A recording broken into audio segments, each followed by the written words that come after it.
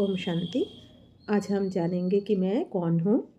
तो आपने सारे दिन की बातचीत में मनुष्य प्रतिदिन ना जाने कितनी बार मैं शब्द का प्रयोग करता है, परंतु ये एक आश्चर्य की बात है कि प्रतिदिन मैं और मेरा शब्द का अनेक अनेक बार प्रयोग करने पर भी मनुष्य यथार्थ रूप में ये नहीं जानता कि मैं कहने वाली सत्ता का स्वरूप क्या है, अर्थात मैं शब्द जिस वस्तु का सूचक है वो क्या है। आज मनुष्य ने साइंस द्वारा बड़ी बड़ी शक्तिशाली चीज़ें तो बना डाली है, उसने संसार की अनेक पहेलियाँ का उत्तर भी जान लिया है और वो अन्य अनेक जटिल समस्याओं का हल ढूंढ निकालने में खूब लगा हुआ है, परंतु मैं कहने वाला कौन है इसके बारे में वो सत्यता को नहीं जानता, अर्थात वो स्वयं को नहीं पहचानता। आज किसी मनुष्य से पूछा जाए कि आप कौन हैं अथवा आपका क्या परिचय है, तो वो झट अपने शरीर का नाम बता देगा अथवा जो धंधा वो करता है वो उसका नाम बता देगा। वास्तव में मैं शब्द शरीर से भिन्न चेतन सत्ता आत्मा का सूचक है। जैसा कि चित्र में दिखाया गया है, चित्र में मनुष्य जीवात्मा आत्मा और शरीर को मिलाकर बनता है। जैसे शरीर 5 तत्वों अर्थात जल, वायु, अग्नि, आकाश और पृथ्वी से बना हुआ होता है, वैसे ही आत्मा मन, बुद्धि और संस्कारमय होती है। आत्मा में ही विचार करने और निर्णय करने की शक्ति होती है तथा वो जैसा कर्म करती है उसी के अनुसार उसके संस्कार बनते हैं। आत्मा एक चेतन एवं अविनाशी ज्योति बिंदु है जो कि मानव देह में भ्रुकुटी में निवास करती है। ये ज्योति बिंदु आत्मा जैसे रात्रि को आकाश में जगमगाता हुआ तारा एक बिंदु सा दिखाई देता है, वैसे ही दिव्य दृष्टि द्वारा आत्मा भी एक तारे की तरह ही दिखाई देती है। इसलिए एक प्रसिद्ध पद में कहा गया है, भ्रुकुटी में चमकता है एक अजब तारा, गरीबानु साहिबा लगदा ये प्यारा।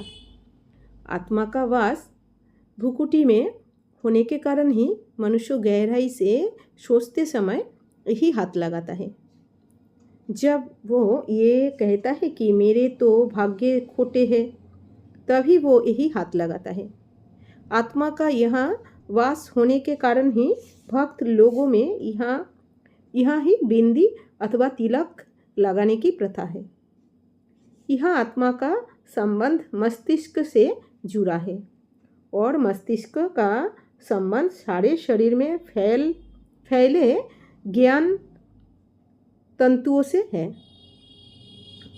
आत्मा ही में पहले संकल्प उठता है और फिर मस्तिष्क तथा तंतुओं द्वारा व्यक्त होता है। आत्मा ही शांति अथवा दुख का अनुभव करती तथा निर्णय करती है और उसी में संस्कार रहते हैं। अतः मन और बुद्धि आत्मा से अलग नहीं है, परंतु आज आत्मा स्वयं को भूलकर देह, स्त्री, पुरुष, बूढ़ा, जवान इत्यादि मान बैठी है। ये देह अभिमान ही दुख का कारण है। उपरोक्त रहस्य को मोटर के ड्राइवर के उदाहरण द्वारा ही भी स्पष्ट किया गया है। शरीर मोटर के समान है तथा आत्मा इसका ड्राइवर है, अर्थात जैसे ड्राइवर मोटर का नियंत्रण करता है उसी प्रकार आत्मा शरीर का नियंत्रण करती है। आत्मा के बिना शरीर निष्प्राण है, जैसे ड्राइवर के बिना मोटर। अतः परमपिता परमात्मा कहते हैं कि अपने आप को पहचानने से ही मनुष्य इस शरीर रूपी मोटर को चला सकता है और अपने लक्ष्य पर पहुंच सकता है।